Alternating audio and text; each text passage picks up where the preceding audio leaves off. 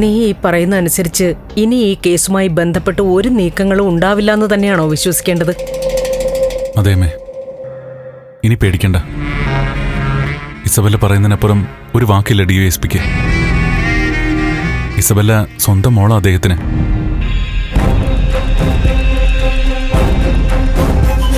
സംശയിക്കണ്ടമ്മേ, എന്നെയും കെവിനെയും പൂർണ്ണമായും ഫ്രീ ആക്കി കഴിഞ്ഞു.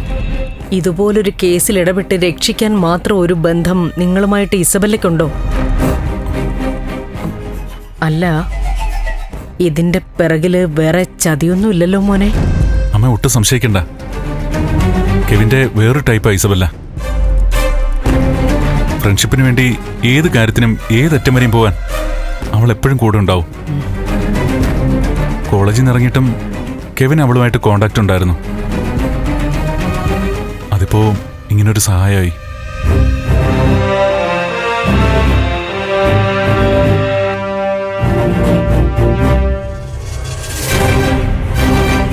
അമ്മയ്ക്ക് സമാധാനമായല്ലോ അല്ലേ?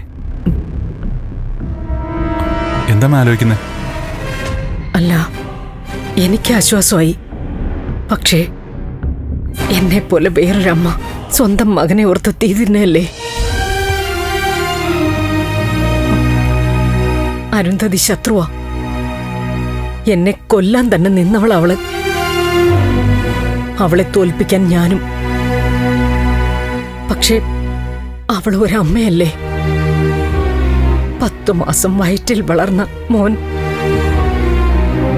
മക്കളെക്കുറിച്ച് എല്ലാ അമ്മമാർക്കും ഒരേ സ്വപ്നങ്ങളാ.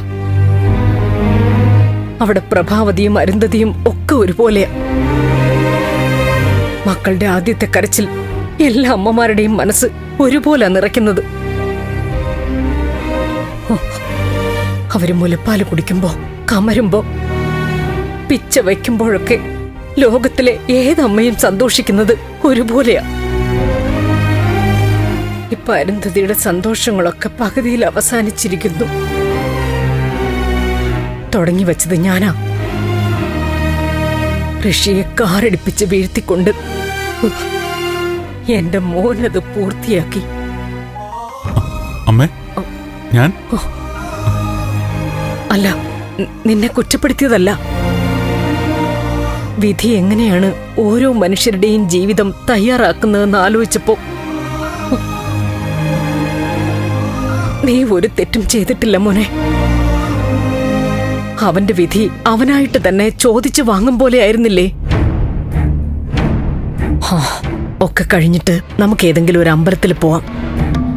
2-3 ദിവസം അവിടെ ഭജനയും പ്രാർത്ഥനയും ഒക്കെ ആയിട്ടിരിക്കാം. സങ്കടവും കുറ്റബോധവും ഒക്കെ ഭഗവാൻ മാറ്റി തന്നോളും. ഏതായാലും ഒരു ദിവസമായി ഇസബെല്ലെ ഇങ്ങോട്ട് വിളിക്കണം. എത്ര വലിയ സഹായവാ ആ കുട്ടി നമുക്ക് ചെയ്തു തന്നത്. എനിക്ക് ആ മോളെ ഒന്ന് പരിചയപ്പെടണം. വരട്ടെ. ഇപ്പോഴത്തെ സാഹചര്യങ്ങളൊക്കെ ഒന്ന് മാറിക്കോട്ടെ. മതി.